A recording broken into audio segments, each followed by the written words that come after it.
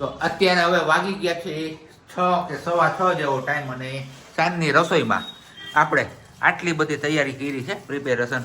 મરચું છે, પછી અહીંયા શું છે, કાજુ અને મગજતરી, ડુંગળી, ટામેટું, પનીર છીણેલું, કાજુ પલાળેલા અને અહીંયા છે ગાંઠિયા.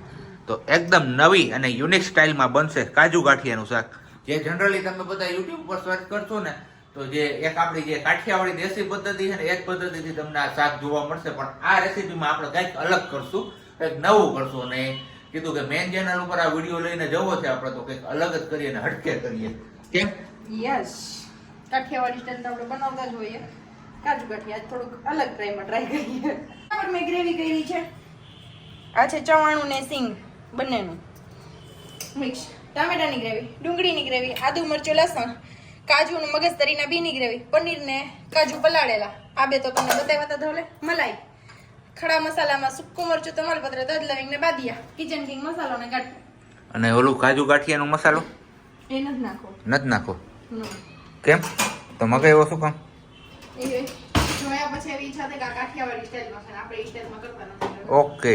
તજ લવિંગ બાદિયા અને તમાલપત્ર અને સૂકા મરચાં. લીમડો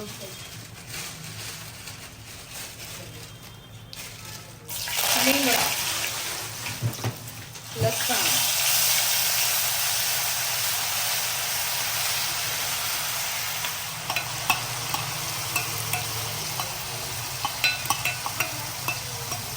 આને હવે છે ને જ્યાં સુધી આછો ગુલાબી કલર ના આવે ને ત્યાં સુધી સાચડવાનું છે આ બધી વસ્તુને. આવડે જ નતો ઓલને. અરે અને આ સ્વાદ અનુસાર તીખી એવી મરચી નાખી છે આપણે અલગથી. ના, મરચી નથી. તો? મરચું જ હતું. ઓય આદુ મરચું લસણ વાટકામાં ચીપકું હતું ઈ. એવું છે તો વાંધો નહીં. સ્વાદ અનુસાર આપણે આમાં એડ કરી લીધું છે અત્યારે મીઠું, કારણ કે મીઠું આની ભેગું આપણે અત્યારે નાખી દઈએ ને તો બધામાં રગે રગમાં ચડી જાય તો સ્વાદ આવે કઈક. ડુંગળી અને હવે નાખી દઈએ ટામેટા.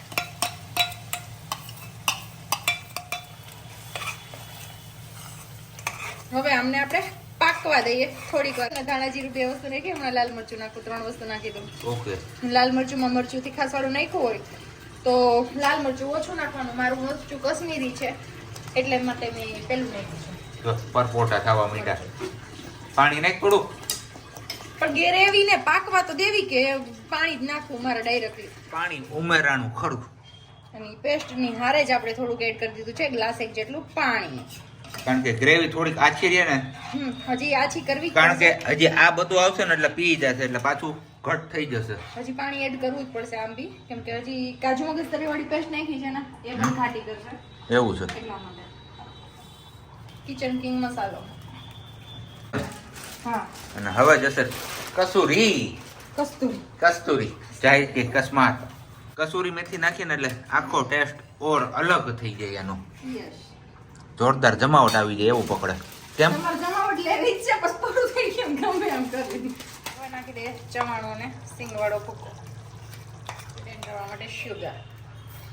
હવે ફાઇનલી જશે ઈ કાજુ.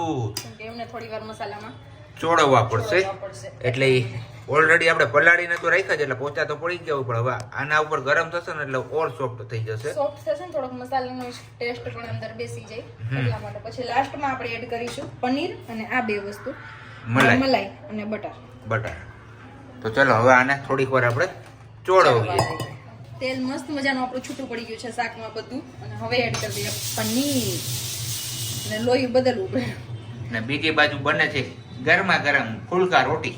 યસ, ફુલકા કરી? હા, ફુલકા. કા ઓલી નો કરી? પડવાળી કરી. હા. પડવાળી અને મલાઈ અને માખણ બંને મિક્સ કરી દીધું છે. ઓકે. ફાઇનલી એડ થશે આપણા ભાવનગરી ગાંઠિયા. હા, મેં કીધું કા વાક્ય પૂરું ન કર્યું વાલીએ. કાજુ ગાંઠિયાનું શાક આપણું એકદમ રેડી છે હો. જોરદાર જમાવટ આવી જાય એવી સ્મેલ છે. પાપડ છે અને હારે ઠંડી છાશ છે. અને હારે આપણે છે અહીંયા મેગી, એકદમ નવીન પ્રકારની. એક દિવસ આની પણ રેસીપી મળશે તમને.